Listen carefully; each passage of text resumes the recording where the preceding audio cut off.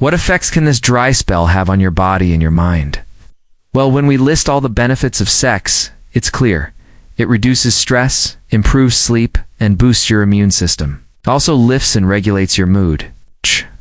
Additionally, sex can have significant positive impacts on your heart and genital health, as well as your pelvic floor strength.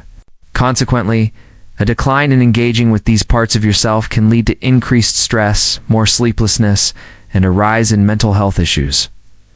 So, not having just sex, but sexual connections that foster intimate bonds can have massive impacts. Tips for singles getting back out. There's Shan. Can you give us some tips for singles who are starting to re-engage as we slowly emerge from the pandemic? What can we all do out there? Dr. Worry, I don't know if you can relate, but I grew up as a leading-edge millennial. Towards the end of that bracket, meaning I grew up without a phone. It wasn't until I was around 16 or 17 that phones became common. Many of my greatest adventures resulted from boredom. I had nothing to do, didn't know what to do, so I'd think, let's figure something out.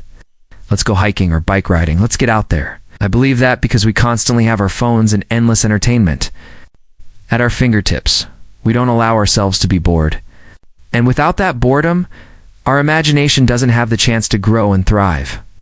I think this applies even within relationships. Netflix and chill used to imply sex, but for many cohabiting couples, it literally means sitting separately, not talking or interacting, and not bonding. We just binge watch shows one after another. And with the way algorithms work, as soon as one episode ends, the next one starts automatically. This leaves no room for boredom, no space for imagination.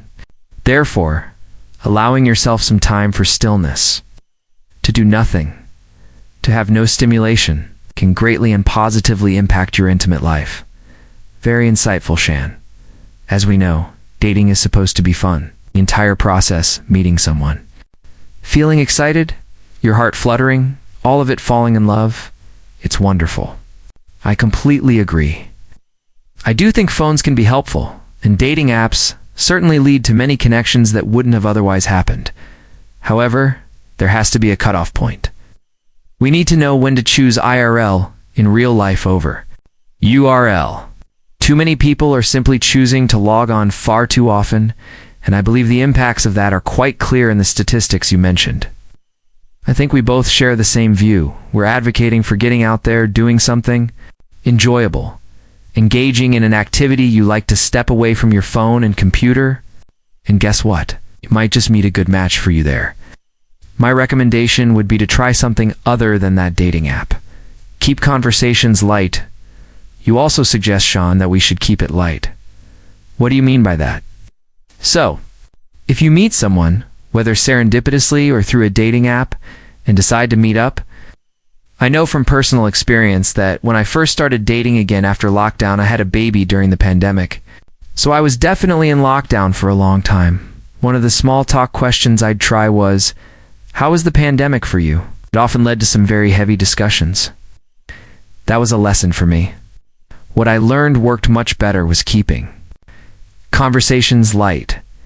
There's been so much bad news and pain for people over the past couple of years, and many have lost loved ones.